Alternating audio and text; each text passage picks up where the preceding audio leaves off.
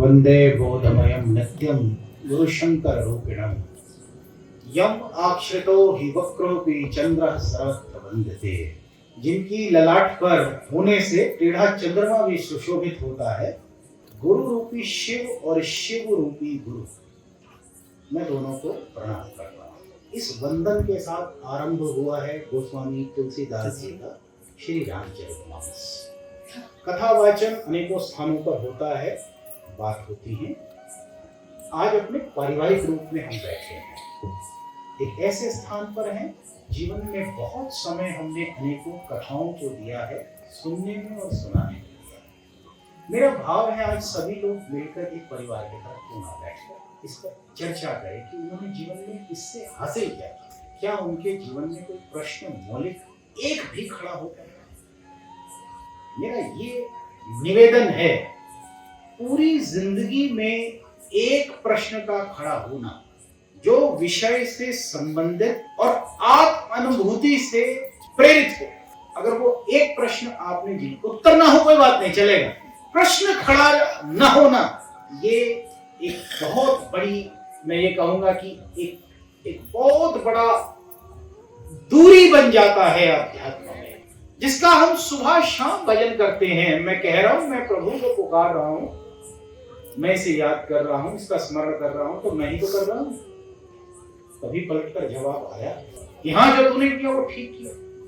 अगर एक ही तरफ से सब कुछ हो रहा है और वहां से जवाब नहीं आ रहा है, तो ये भाषण हो सकता है, कथन हो सकता है, ध्यान हो सकता है, एक तरफ का मनन हो सकता है, संवाद नहीं।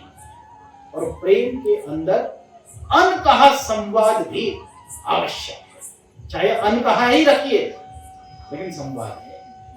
मनन को साथ रखते हैं, विवेक को साथ रखते हैं, अनुभूति को साथ रखते हैं, और अगर आप अनुभवों को भी रखना चाहें तो रख लीजिए, लेकिन बिल्कुल सीधा और सटीक कि मैंने जीवन में क्या ग्रहण किया है। पोथी पड़ी पड़ी जग मुआ तो नहीं हो रहा हूं। यही काशी नगरी संत कबीर की भी है। अगर तुलसी जी ने अपने वाक्य संसार के हित में दे दिए हैं, तो संत कबीर जैसा निर्भीक और निडर महात्मा भी इसी भूमि का है, जिसने साफ साफ कहा, पोथी पड़ी पड़ी जग मुआ पंडित आया न कि क्या इस शरीर के रहते जो श्वास एक एक जा रहा है, क्या इस बची कुछ श्वासों में मैंने अपने लिए कुछ तैयार किया है। पिया के घर तो जाना है, लेकिन कुछ हो तो रहा नहीं मुझे भीतर से।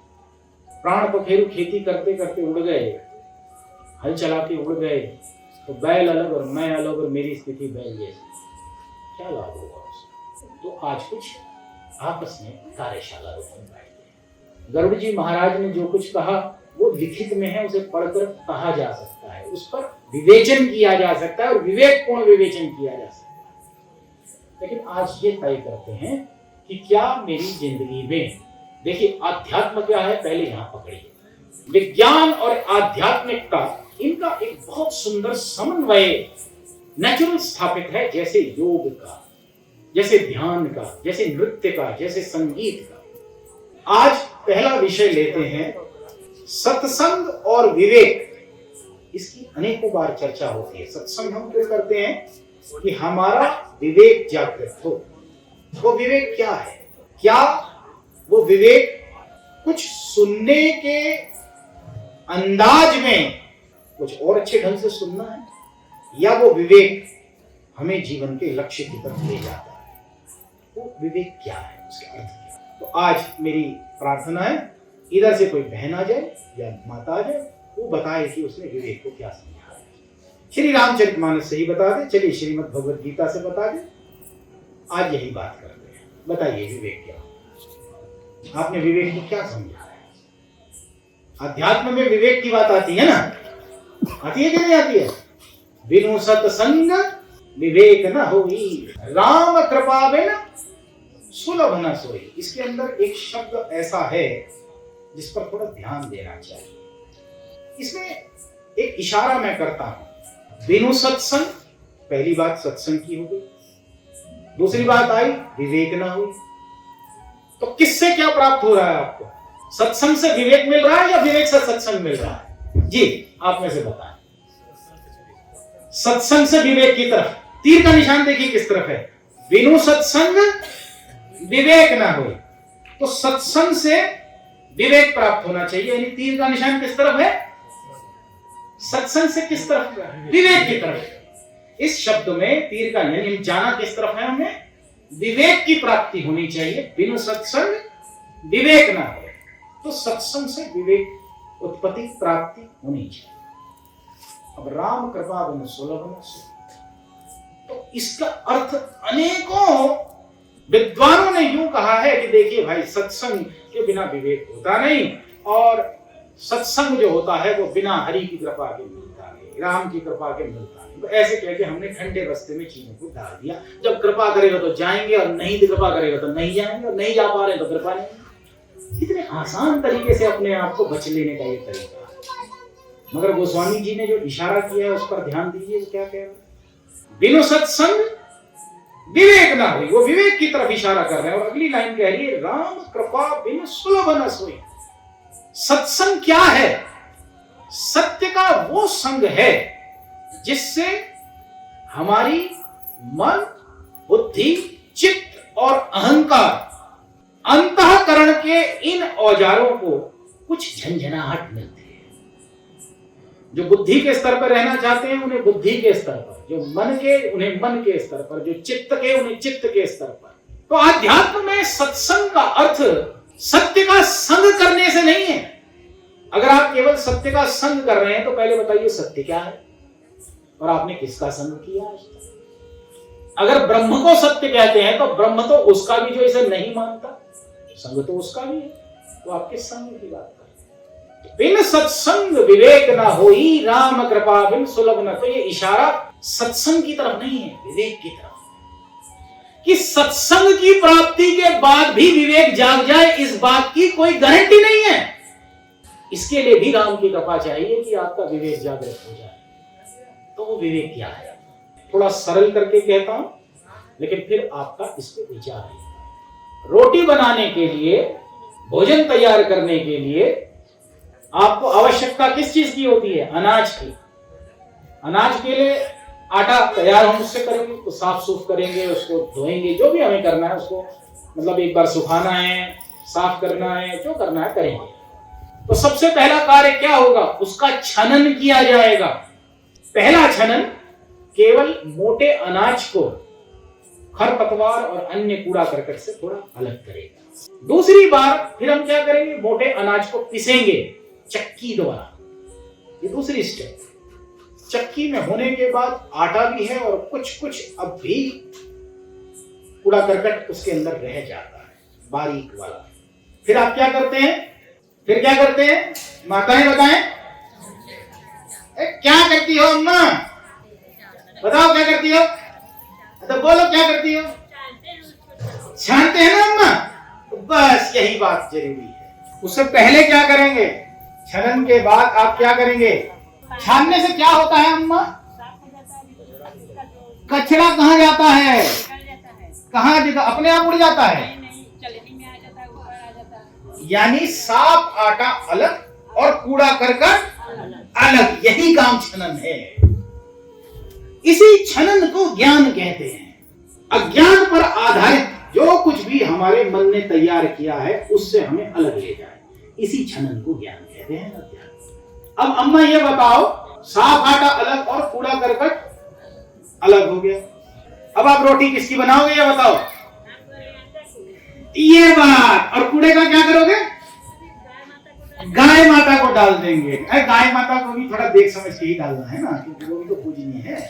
तो कहने का भाव ये है, रोटी खिला देना, गाय माता को तो देना ही है, जो पूजनीय है। तो कहना क्या है हमारा, कि हमें छनन के बाद का, छनन तक हो गया ज्ञान। आपको ज्ञान ने अज्ञान पर आधारित जो कुछ आपकी कल्पना थी उससे अलग हटा दिया, यानी खरपतवार अलग हो गया, कूड़ा अलग हो गया और साफ आटा अलग हो गया, ये ज्ञान है। लेकिन अब आप रोटी किसकी बनाएंगे बाबूजी, बाबूजी आप बताइए, लाठी आज आपके हाथ में है, इसीलिए थोड़ा भय से पूछ रहा हूं, बताइए रोटी किसकी बनाएंगे बाबूजी, कौन से वाले, साफ वाले की। अब ये आपका चयन है। पहला आपका क्या था? छनन था। अब आपका क्या है? चयन है। आपने चूज किया है कि मैं इसकी बना सकता हूं या इसकी बना सकता हूं। अब ये चयन आपका है और ये चयन ही विवेक है। छनन के बाद के चयन को विवेक कहा जाता है। पहला तो हम दो चीजों को मंथन करके साफ सुथरा देख लें। अब अगर समुद्र मंथन होगा तो अमृत भी आएगा और विष भी आएगा। अब आप उसमें से लेना क्या चाहते हैं? यही विवेक है। तो सत्संग से दोनों चीजें आपको क्लियर हो जाएंगी। सत्य और असत्य का ज्ञान होगा, लेकिन ज्ञान आपका कार्य नहीं करेगा जब तक उसके साथ विवेक रूपी छनन के बाद का चयन और मंथन साथ नहीं जुड़ेगा। बस इस प्रक्रिया को जो छनन के बाद का चयन और मंथन करता है, इसे ही सत्संग कहा है। तो अध्यात्म में विवेक ये है।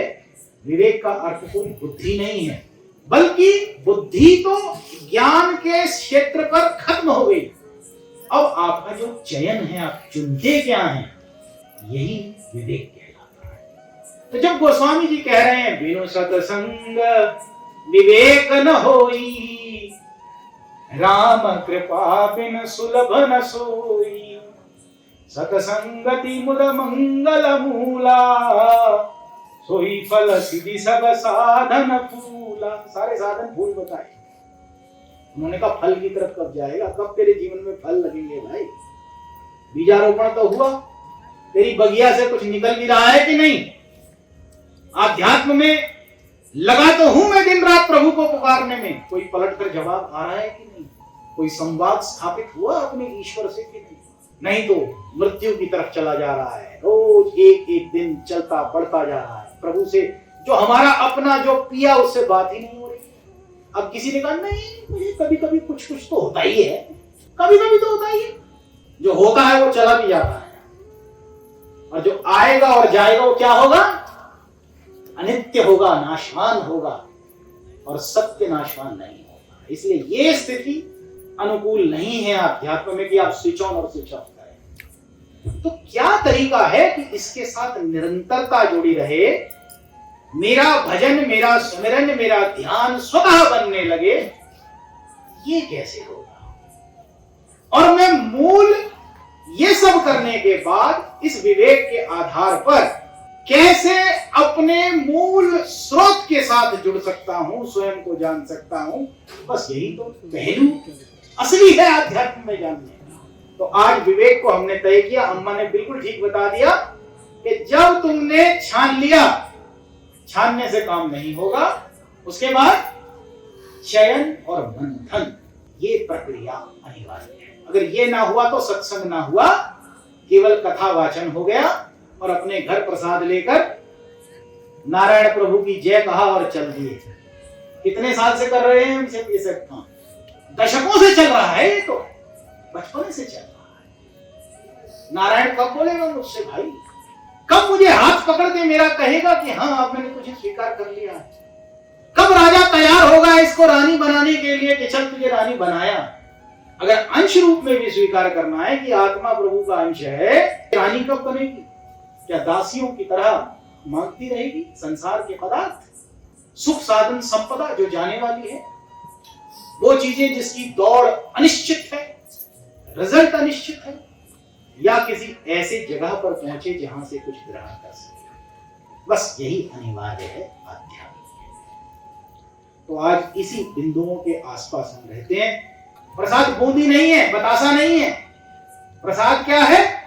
अगर अम्मा बतासा खाओगी तो कहां जाएगा? शरीर को, और सुबह प्रकृति वापस ले लेगी। ऐसा ही होता है ना। लेकिन कौन सा प्रसाद जाना चाहिए? जो जाए और बस जाए, बाहर ना निकले। इस आत्मा को क्या प्रसाद दोगी अम्मा? जो पूछेगी क्या लाई हो? सत्संग गई थी, विवेक की बात सुनी थी, छनन और मंथन की बात सुनी थी, लाई क्या हो मेरे लिए? अरे शरीर के लिए लाई हूं प्रसाद, हलवा खा, चल तू बूंदी खा, चल तू बतासा खा। शरीर ने खाया ना, आपको क्या मिला? आप तो शरीर हो नहीं, तो अपने लिए कब करोगी? आपका अपना सत्संग कब आरंभ होगा? बस यही जानना विवेक है। सत्संग वो है जहां आप छनन और मंथन दोनों को लेकर साथ चल रहे हैं। श्रवण से आरंभ है। देखिए ये तो आंखें क्या है, नयन कटोरे तो हैं, इसके द्वारा क्या होता है, इसके द्वारा कुछ भीतर जा रहा। कान के द्वारा क्या हो रहा, यहां से भीतर कुछ जा रहा। लेकिन ये सारी चीजें कहां जाती हैं, दिमाग पर, दिल पर नहीं जाती हैं। आकृति बनती तभी है जब छवि दिमाग पर जाती है। यानी कि कोई भी चीज देखना, सुनना, चखना, सेंस करना, ये सब बुद्धि का विषय है। आत्म तत्व तक तो गया ही नहीं, प्रसाद तो लाए नहीं सत्संग का। बतासा खा के आ गए, बूंदी खा के आ गए, जो शरीर ने स्वीकार किया। आत्मा ने क्या ग्रहण किया, आप क्या करें? यही तो आपसे पूछेगी। अरे मैं ईश्वर का अंश हूं कहता हूं, मुझे क्या मिला? मैं तो बैरंग लौट गया वापस। और ना जाने कितने ऐसे सो कॉल्ड कार्यक्रम सत्संगों के रूप में जिंदगी भर किए और हर बार बैरंग और खाली हाथ लौटा। आज नहीं लौटेगा। तो आज पहला मंथन ये हुआ कि सत्संग क्या, विवेक क्या।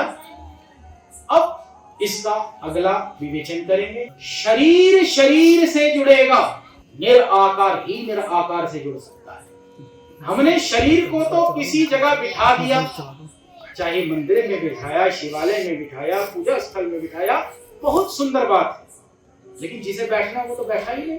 मन दसों दिशाओं में फिर रहा है और मन का विषय है नहीं सत्संग। मन और बुद्धि तो केवल संसार को पकड़ सकते हैं, संसार के प्रयोग के लिए हैं। उसको बिठा दिया पूजा स्थल में और जैसे बैठना चाहिए वो दसों दिशाओं में घूम रहा है। ये ठीक नहीं। इस कनेक्शन को ठीक कीजिए, इस तार को ठीक कीजिए। ये पॉजिटिव पॉजिटिव में और निगेटिव निगेटिव में सही ढंग से लगनी चाहिए, तभी बत्ती आएगी, तभी लाइट आएगी। वरना फ्यूज उड़ा हुआ है जिंदगी का। तो अध्यात्म के इस फ्यूज को आज ठीक करते हैं। भगवान श्री कृष्ण जो इशारा अर्जुन को करके गए हैं, वो कौन सा बोध है, वो कौन सी बात है जिसके लिए अर्जुन ये कह रहे हैं कि मैं तो इतना सब कुछ जानने के बाद भी जाना ही कुछ नहीं। तो आज थोड़ा थोड़ा अपना पुराना बस्ता खाली कीजिए और उसमें से कुछ वो ग्रहण कीजिए जो हमारे शास्त्रों, उपनिषद, वेदों की परम शिक्षा है। आज उस आध्यात्म के महत्वपूर्ण तथ्यों को थोड़ा सा प्रेम से इस प्रभु को प्रार्थना करके थोड़ा सा अपने लिए खंगालते हैं कि मेरी अपनी स्थिति क्या है, क्या मैंने कुछ ग्रहण किया। अपनी बात करिए, दूसरों की नहीं। अरे तुम क्या जानते हो, तुम उसमें मेरे किस काम आने वाला है भाई। मैं एक छोटा सा विज्ञान का छात्र हूं जिसे वैज्ञानिक कहा जाता है। एक ही रोल होता है उसका, या तो वो मानता है कि हाँ, और या सीधा कहता है ये ठीक अनुरूप नहीं है। अगर आप ऐसा न कर सके तो आप विज्ञान सहित ज्ञान पर आगे नहीं बढ़ पाएंगे। भगवान श्री कृष्ण 11वें अध्याय 9 से आरंभ कीजिए, विज्ञान सहित ज्ञान की बात कह रहे हैं। यानी तार्किक ज्ञान की नहीं, जो बुद्धि और मन के स्तर का ज्ञान है वो नहीं। अब वो कह रहे हैं कि छनन के बाद का चिंतन और मंथन आपका हो, ऐसे ज्ञान के साथ आगे बढ़ो और उसके बाद फिर तत्वबोध की बात की जाए। वो क्या है और कैसे ग्रहण होगा। आकार आकार से जुड़ेगा और निराकार ही निराकार से जुड़ेगा। ये बहुत बड़ा सूत्र है। जिंदगी भर आकार को हम जोड़ते हैं और आकारों से जुड़ते हैं, लेकिन आकार ही आकार से जुड़ पाता है। क्या आप स्वयं निराकार हो पाए? क्या आत्म स्थिति पर हैं? रोज कहते हैं मैं ईश्वर का अंश, तो लाभ क्या है? क्या ईश्वर हो पाए हो, या अंश रहते ही यात्रा खत्म करोगे? अंश का मतलब है भाग, टुकड़ा, हिस्सा, डिवीजन। क्या वो पूर्णता आई या नहीं? अगर नहीं आई है ना, तो कब आएगी? कौन देगा मुझे वो पूर्णता, वो तत्वबोध कौन देगा जो भगवान श्री कृष्ण कह रहे हैं जीवन का सबसे बड़ा बहुना नाम जन्म नाम अंते ज्ञानवान प्रपद्यते। अनेकों जन्मों के बाद कोई ऐसी आवाज आती है कि जहां तत्व बोध की कोई बात हमसे करता है। तो आज कार्यशाला में जो अगला विषय मैं लेने वाला हूं वो प्रकृति के 9 तत्वों के बाद तत्व बोध क्या है और तत्व के बोध का अर्थ क्या है। देखिए, प्रश्न अगर आपका नहीं है तो उसका उत्तर जानकर भी आपको कुछ नहीं मिलने वाला है।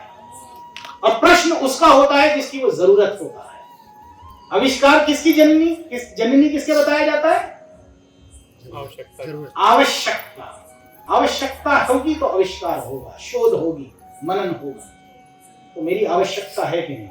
अगर मेरा प्रश्न ही नहीं है तो उसका उत्तर जानकर के आपको कुछ नहीं मिलने वाला। मुझे लाभ उसी प्रश्न से होने वाला है जो प्रश्न मेरा बन चुका है।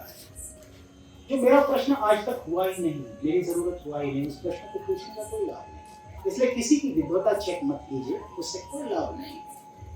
आज अपनी अपनी गठरी खोल के थोड़ा ईमानदारी से देखिए। इतने साल मैंने अध्यात्म के नाम पर कितनी तपस्या, पूजा पाठ, मनन, चिंतन, ध्यान, उपवास, पता नहीं कितना कुछ इकट्ठा किया है। आज इस बोरी को थोड़ा सा खोल दीजिए, इसकी गांठ खोलिए। पिया के घर जाना है ना, तो चेक कीजिए इसमें क्या क्या भरा है और क्या वो आपके काम आने वाला है। जो तो आपने इकट्ठा किया, आज थोड़ा तय कर, इस गठरी को थोड़ा खोल दो ईमानदारी से और खुद देखो। मेरी गठरी में उपवास भरा है, नित्य कर्म भरा है, सब कुछ भरा है।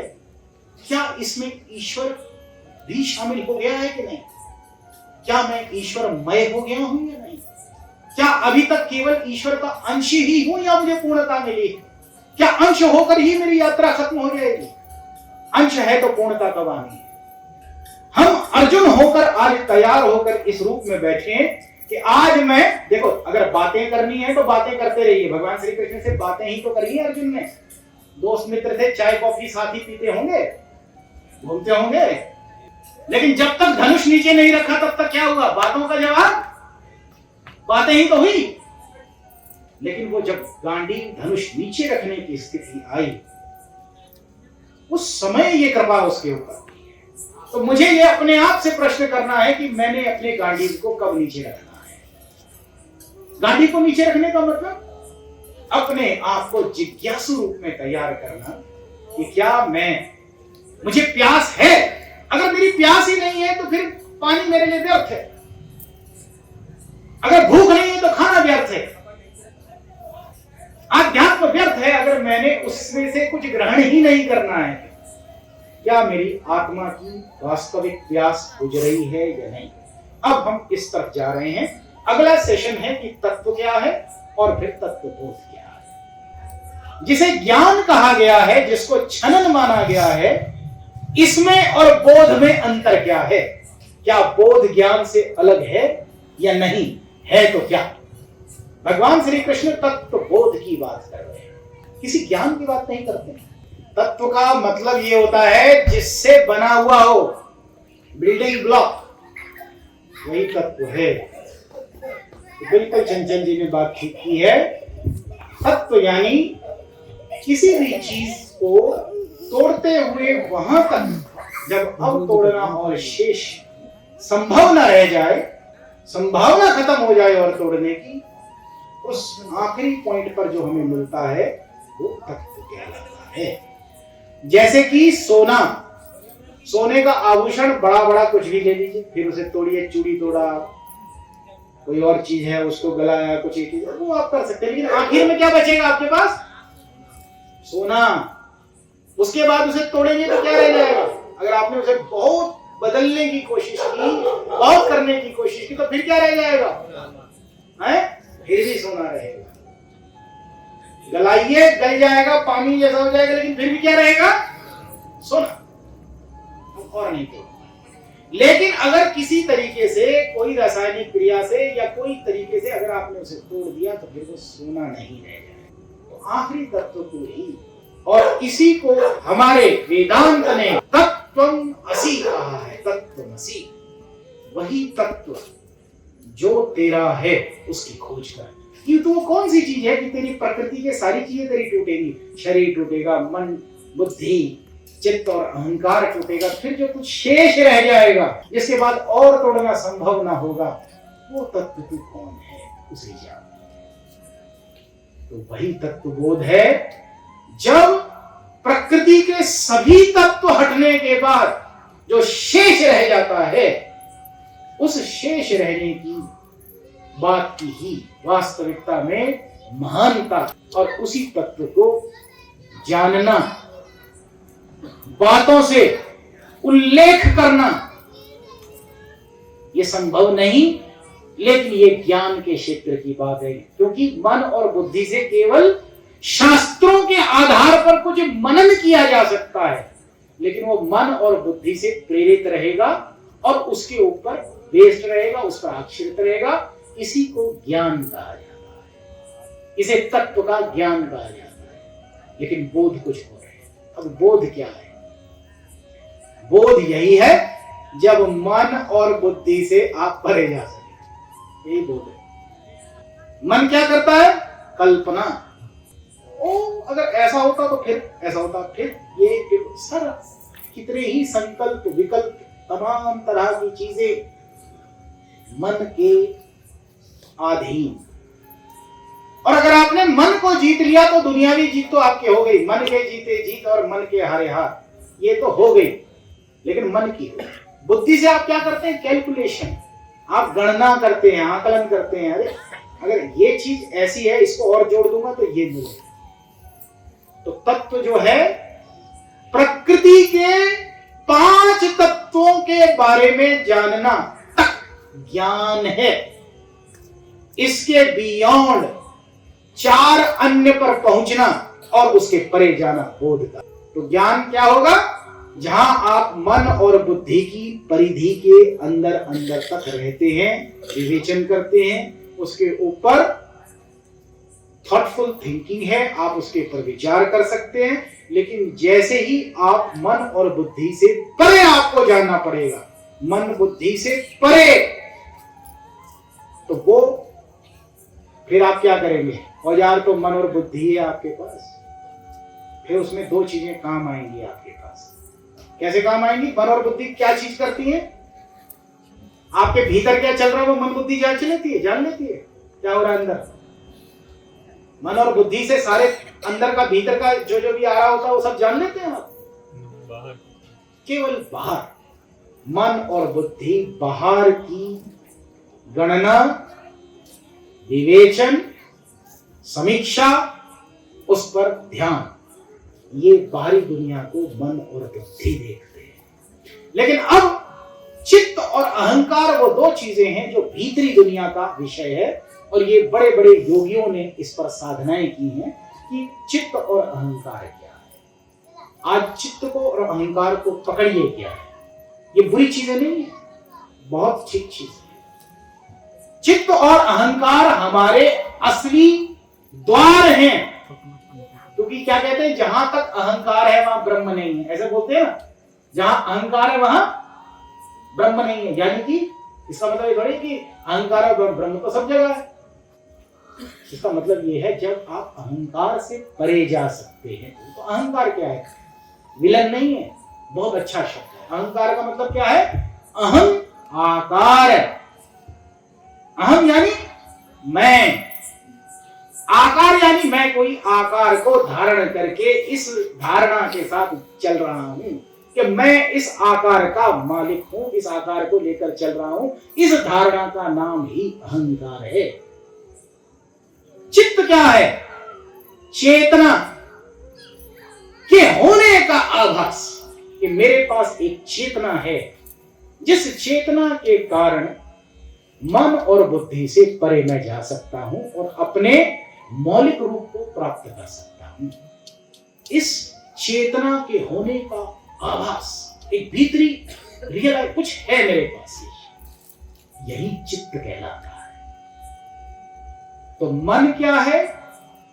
विचार शक्ति, और सारे प्रोसेस जो विचार शक्ति को चलाते हैं वही मन है। बुद्धि क्या है?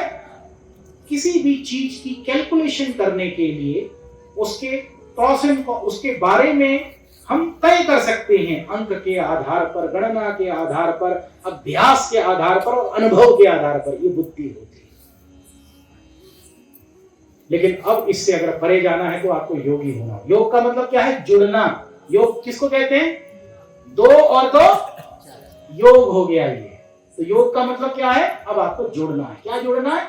मन और बुद्धि के साथ 2 और चीजें जुड़नी है। मन और बुद्धि क्या है? बाहर की दुनिया को देखते हैं, और भीतर को देखने के लिए क्या करना पड़ेगा? चित्त और अहंकार को जोड़ना है इसके साथ, ताकि आपके सारे सूक्ष्म जगत के औजार तैयार हो सके। तो ये जुड़ना योगी होना कहलाता है। योग, जो कि चित्त और अहंकार को भी ठीक से समझने लगते हैं, तो आप योगी हो जाते हैं। लेकिन तब भी तत्वबोधी नहीं होते, क्योंकि मन, बुद्धि, चित्त और अहंकार कितनी चीजें हो गई गुड्डू भैया? कितनी चीजें हो गई? ये सूक्ष्म हैं। और 5 कौन सी चीजें हैं तत्व जो शरीर के जुड़े हुए हैं? शरीर के कौन से हैं?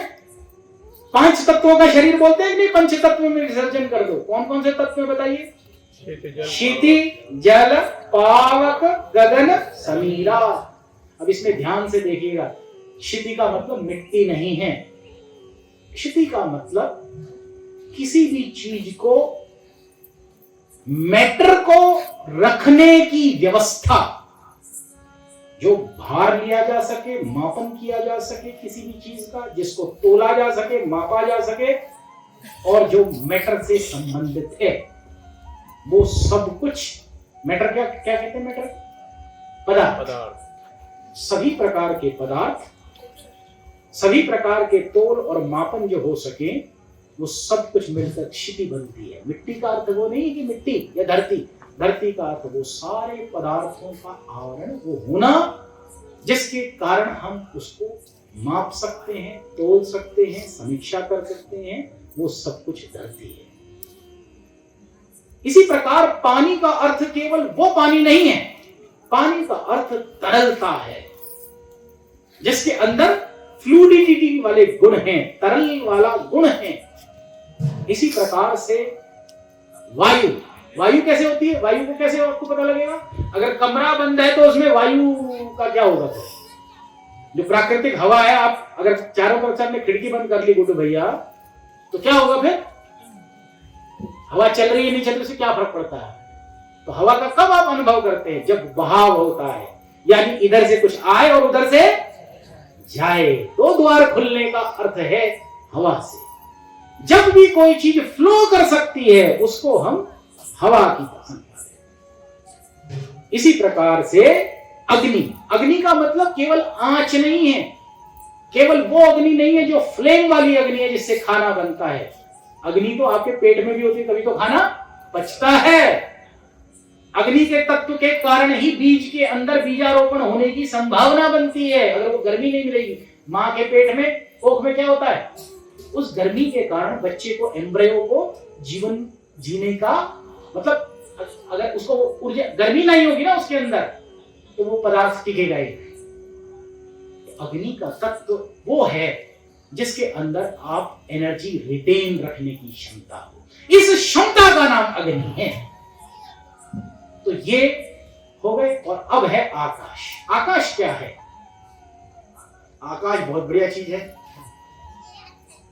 आकाश क्या है? काश आ जाता आकाश।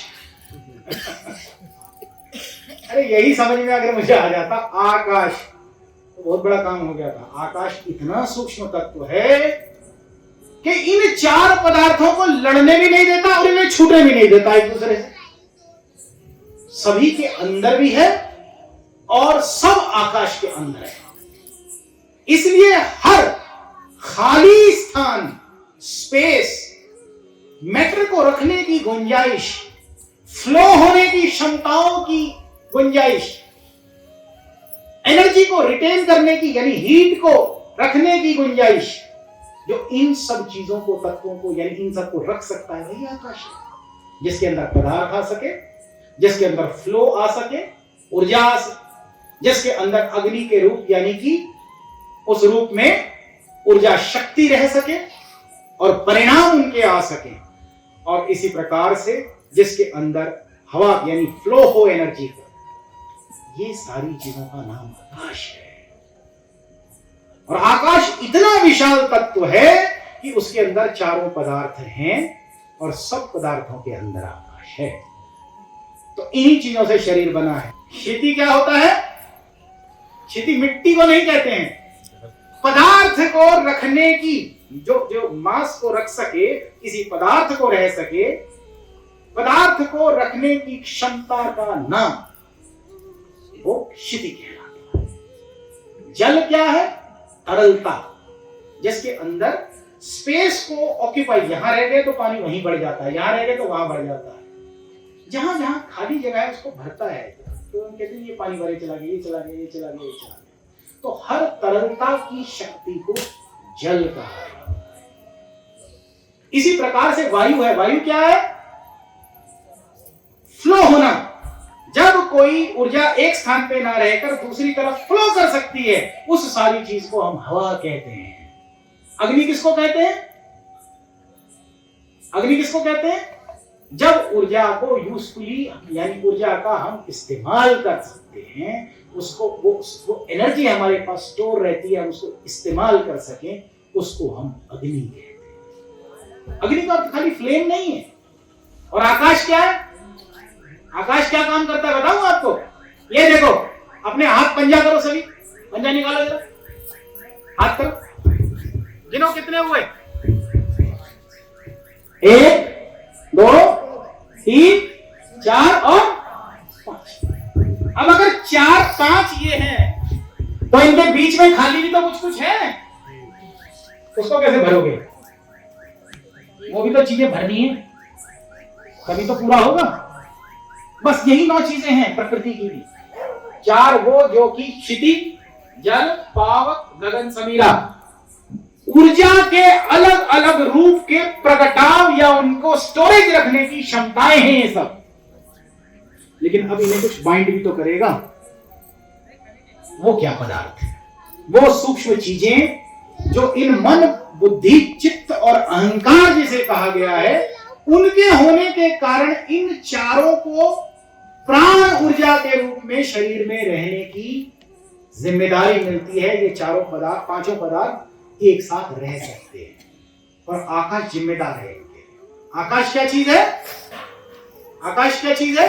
हर वो खाली स्थान जिसके अंदर पदार्थ आ सके, जिसके अंदर ऊर्जा आ सके, जिसमें फ्लो हो सके, जिसमें स्टोरेज की कैपेसिटी हो, जिसमें तरलता का प्रभाव हो, जिसमें सारे गुण आ सके। तो ये सारी चीजें जिसके अंदर आ सकती हैं, उसे क्या कहा जाता है? यानी कि आकाश, हर खाली जगह को आकाश कहते हैं।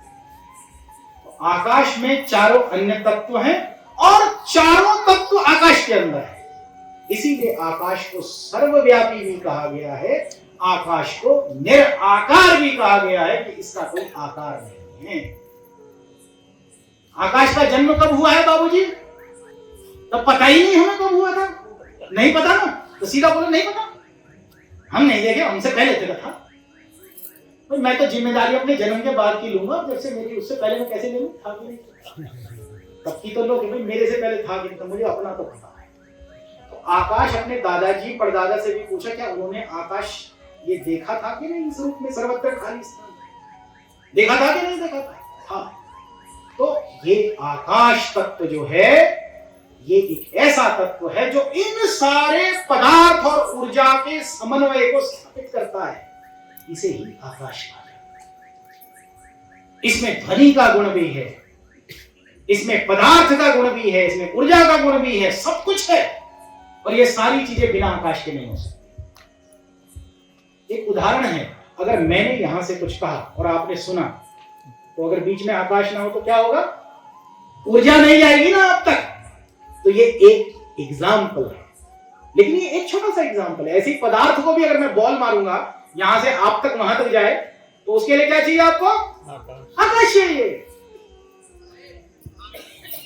अगर बिल्डिंग बनी नहीं है, मुझे ब्रिक रखनी है, ईंट रखनी है, तो मुझे क्या चाहिए? आकाश चाहिए। मुझे चाहिए जिसके ऊपर वो खड़ा हो सके। पदार्थ और ऊर्जा के समन्वय को स्थापित करने की उस तत्व का नाम ही आकाश है। इसलिए हर खाली स्थान आकाश के अंदर। और आकाश, क्या क्या चीजें आकाश में? वो आकाश के जन्म का कुछ नहीं पता। इसकी एक्सपायरी डेट कब है भाऊ जी? बताओ बताओ कब है? अरे कब खत्म होगा? एक्सपायरी डेट कब की लगाई है? बताओ। है ये नहीं तो कहां से बताएं? है ये नहीं तो यानी क्या हो गया? ये अनादि, अजन्म, अकाट्य, अछेद, अभेद, अजन्म। सारे गुण किसके हैं? बताइए किसके गुण है? आकाश। अब इन पांचों को जोड़ने के लिए कोई ना कोई क्षमता तो काम करेगी, और वो कौन सी क्षमता है? ये बीच का सूक्ष्म तत्व। और वो चार चीजें कौन कौन सी हैं? राजू भैया बताइए। मन, बुद्धि, चित्त और अहंकार। मन क्या है? विचार शक्ति और मंथन की क्षमता। जो कुछ भी आप विचार शक्ति और इसके तहत रख सकते हैं वो मन है। बुद्धि क्या है? जब आप किसी चीज के बारे में कैलकुलेट कर सकते हैं, गणना कर सकते हैं, वो बुद्धि है।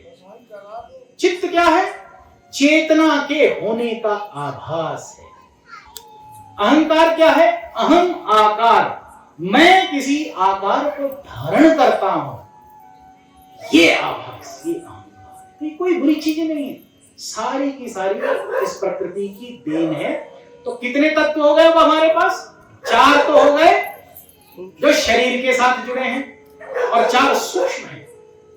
बताइए कौन कौन से? शरीर के कौन से हो गए?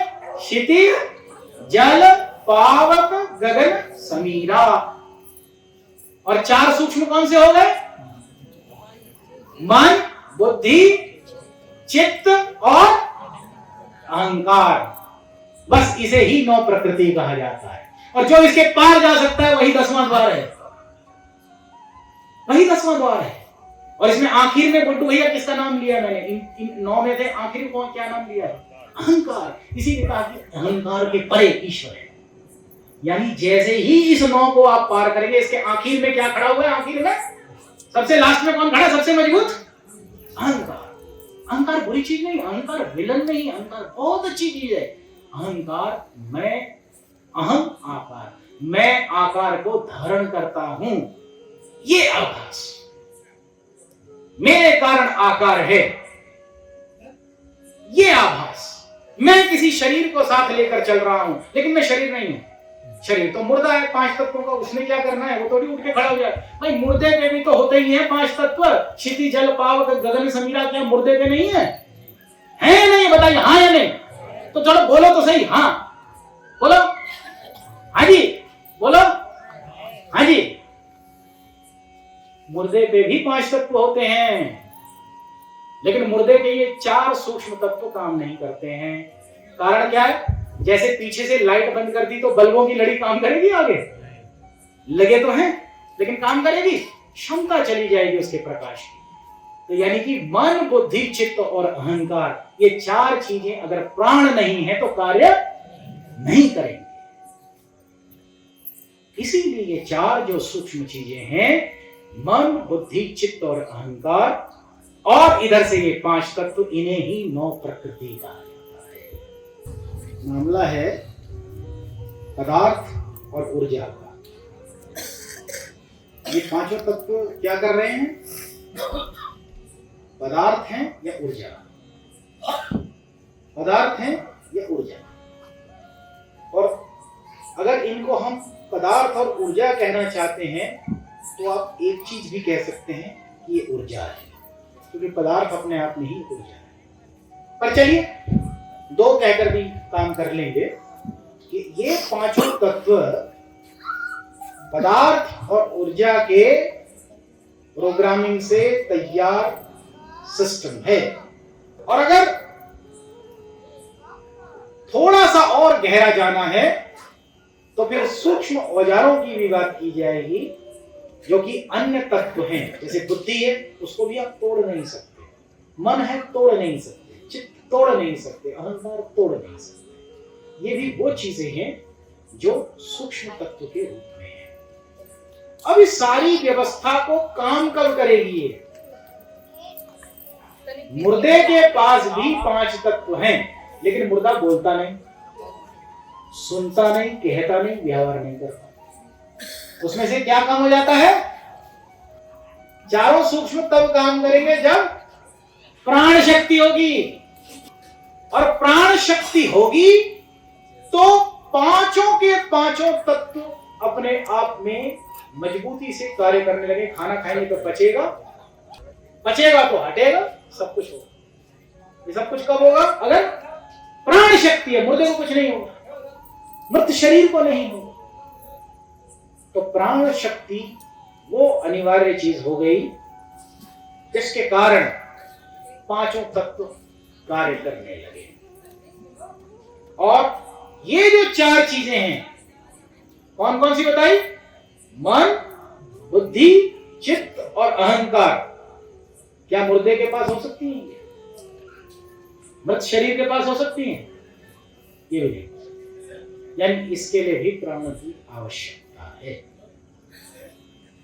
तो अब ये सारी चीजें कितनी होगी फटिंग जी? 5 चीजें क्या हो गई?